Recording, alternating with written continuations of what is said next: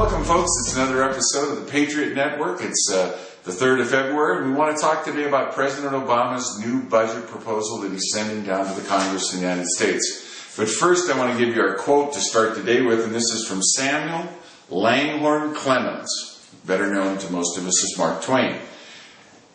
He remarked, "The government is merely a servant, merely a temporary servant.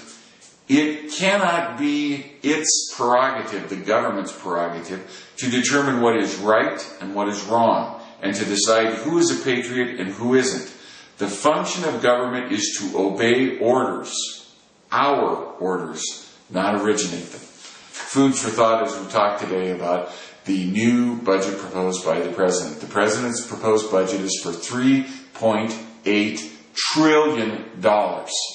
And the deficit that goes with that is $1.6 trillion, meaning that he wants the federal government to spend, or the projection for spending for the fiscal year that they're doing this budget for, is $5.4 trillion. Now, I want to put that in context. A trillion is 1,000 billion. A billion is 1,000 million. But let's think about the history of the United States.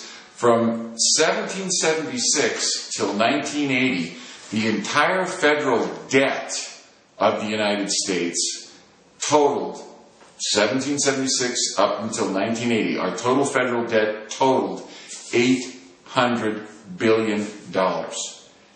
President Carter, and I mentioned this in talking about the State of the Union address, President Carter, with a $2 trillion GDP, had a $60 billion deficit, and that really, more than anything else, his failure to be able to deal with the economy, and by the way, it isn't that he deliberately misunderstood or couldn't grasp. A very bright guy, nuclear engineer, graduated from Annapolis, was, captain on a sub, hooray for Jimmy, he's a good guy. But he never grasped the overall macro implication of telling the American people that they were just consumers and not producers. And when he gave the great malaise speech, when he said, you're just going to have to expect less, you're going to have to turn down the thermometer, and really what he said was you're going to have to turn down the level of dream that you have about what you'll accomplish in your life. That was a huge mistake. His pollster, Pat Caddell, who is around today, if you watch the talking head cable news shows, you can still see Pat Caddell around. Pat Caddell was his head pollster and one of his closest advisors. And he had the unenviable job of coming in and sitting down with Jimmy and Rosalynn and explaining to him that they weren't going to beat Ronald Reagan. And Rosalynn was so personally just flabbergasted, so personally morally offended, because she thought Ronald Reagan was just this absolute, beyond the pale, insane person. She could not understand how the American people could vote against her husband and vote for Ronald Reagan. But the key to this is understanding the size of the budget, the size of the deficit, and the size of the federal debt. This is a very objective analysis that you can get a handle on and understand what's going on. And what I want to do today is make clear to you how extreme, how fundamentally, radically extreme the proposal of President Obama is in terms of total spending. $3.8 trillion for spending that we're going to put in terms of the budget, and then a budget deficit of $1.6 trillion for a total amount of federal spending in a single year of $5.4 trillion. From the founding of the country up until 1980, the total debt we'd amassed is $800 billion. Now, it's important to put in perspective, the TARP plan was $787 billion. Okay? The stimulus plan that the President put out, $780-some billion. Those were amounts, each of those programs in and of themselves were amounts equal to the entire debt we'd amassed from 1776 until 1980.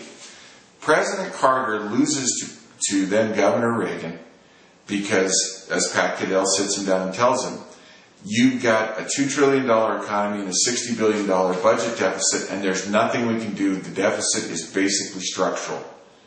If Carter would have cut his entire cabinet, eliminated the cabinet posts and got rid of those functions, Department of Labor, Interior, Agriculture, all of it, it still wouldn't have balanced the budget way back then. Today, if we look at what has been proposed, we're talking about a budget deficit that is greater, 2 times greater. Our deficit is 2 times greater than the entire debt that we had acquired between the birth of the country in 1980. So in the last 30 years, from 1980 till 2010, we have run the debt, the U.S. federal debt, and the debt is nothing but the sum of all the deficits. The deficit is the yearly imbalance we have between revenue and spending, and the debt is the sum of all those. And it's important to remember that when we do the federal budget and we pay interest on the debt, we haven't amortized it. It's not like a mortgage. It's not like your mortgage where you've got a 15-year or 30-year mortgage and you're going to pay it off and you pay principal and interest every month. We pay interest only. If we pay the $600 billion interest on the debt from now until 10,000 years from now, we still owe all the debt, and that's if we balance every budget. If we don't balance the budgets, we add to the debt every year and increase the size of the interest on the debt we have to pay. So, 1980, $2 trillion economy, $60 billion deficit. President Reagan, 8 years in office, $6 trillion economy when he leaves with a $180 billion deficit. Now, what happens is those deficits add up. And we end up, by the time that we get to today, February 3rd, 2010, our federal debt is approaching $13 trillion. The Congress is attempting to move the debt ceiling up by $1.9 trillion to 14.9, almost 15 trillion bucks. Now put that in perspective. The GDP of the United States this year should be roughly 15 trillion bucks.